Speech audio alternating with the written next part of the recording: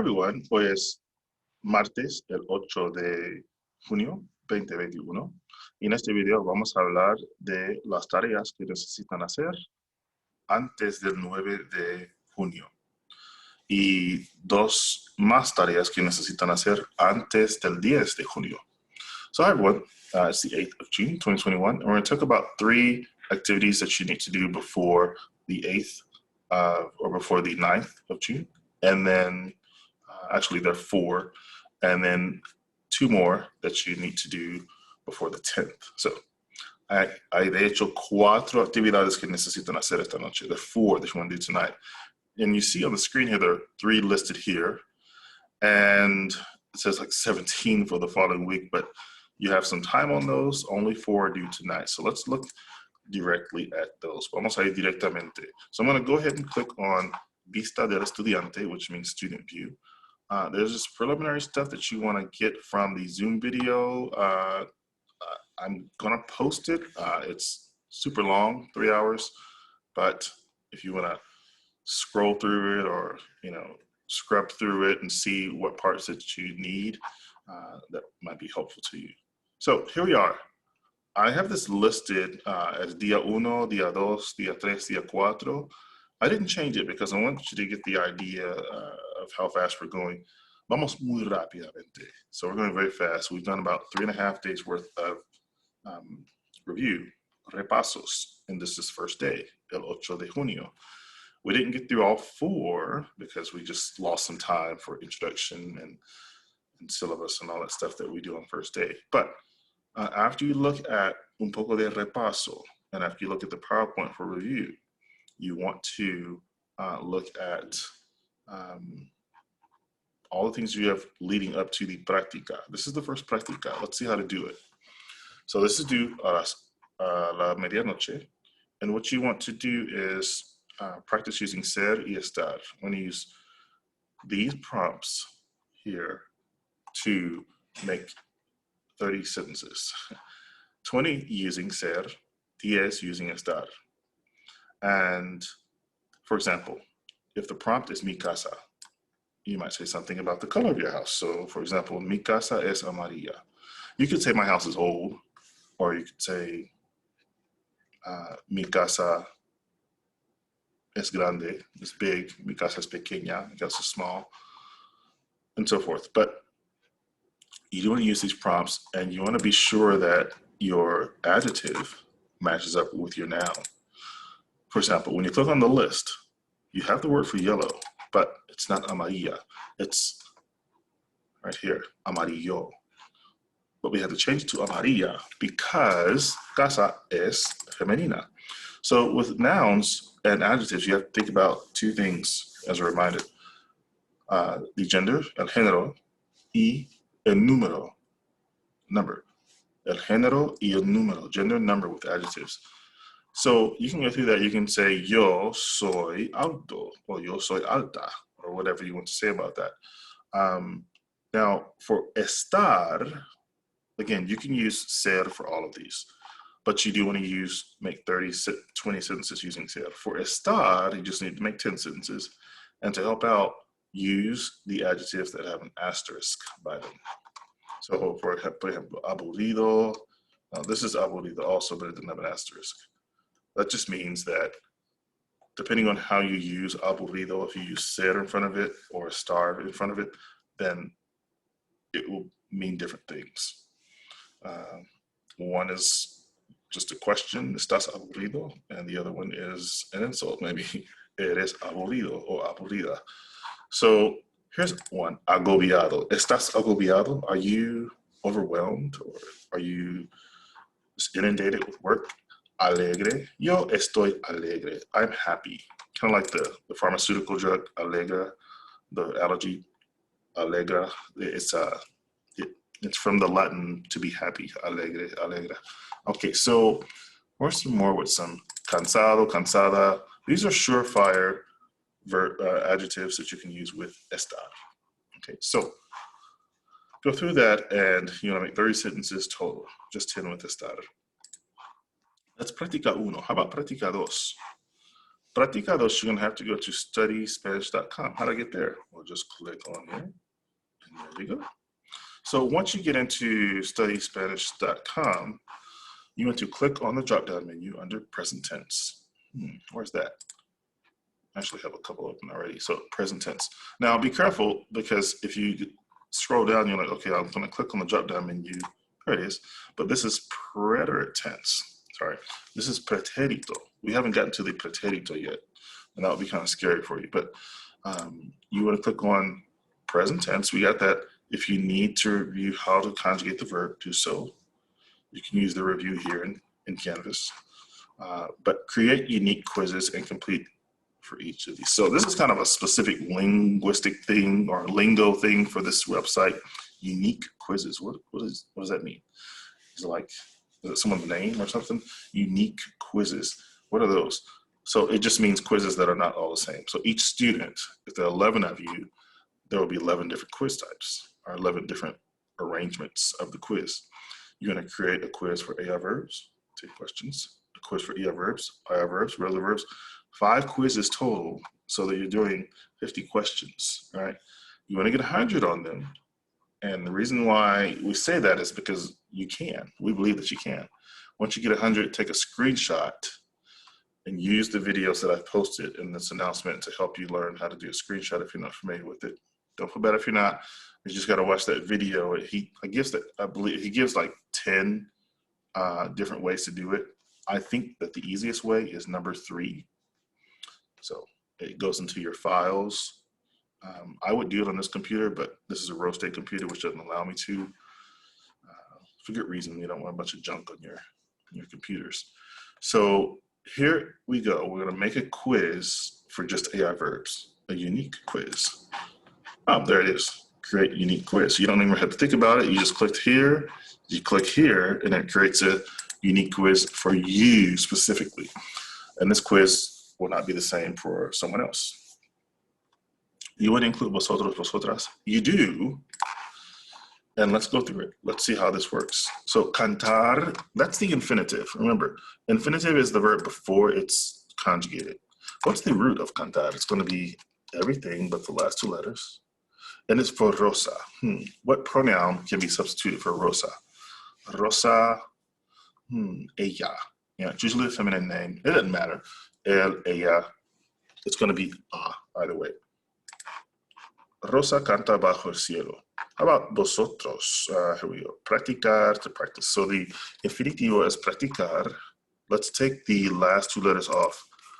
Practic. Sounds French, so we got to fix that, right? So, vosotros practicáis. Yeah, that looks right. Okay. We're going to hope we can double check it. We want to have that acento for the vosotros form. Bailar, tú y yo. Tú. So we have bailar, the raíz or the root is bail. And we have, is it going to be us? Yeah, tú bailas. But what about y yo? Anytime you have e, it's going to be a multiple, it's going to be plural form of a conjugation. So it can't be bailas, that's just 2.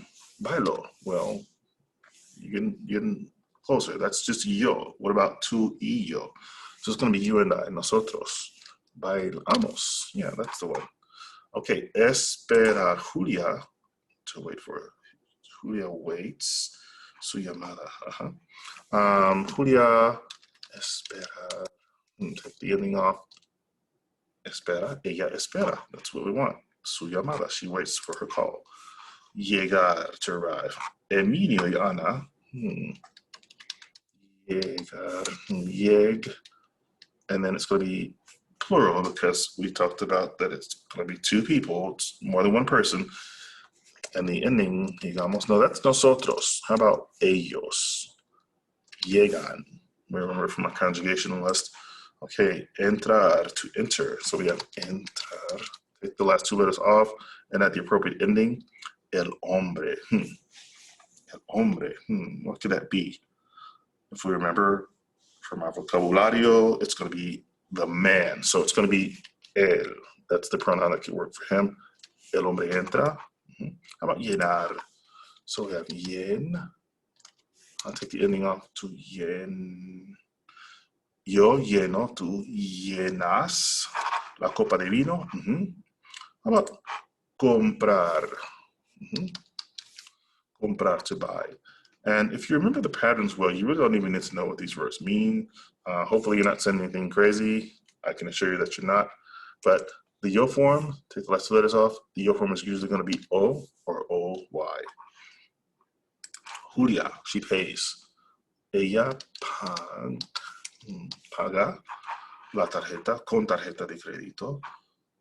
Alberto y yo, yeah, there's that y yo again, and we can't forget about Alberto, so llev. Vamos. Hey, hopefully we did okay. Let's see.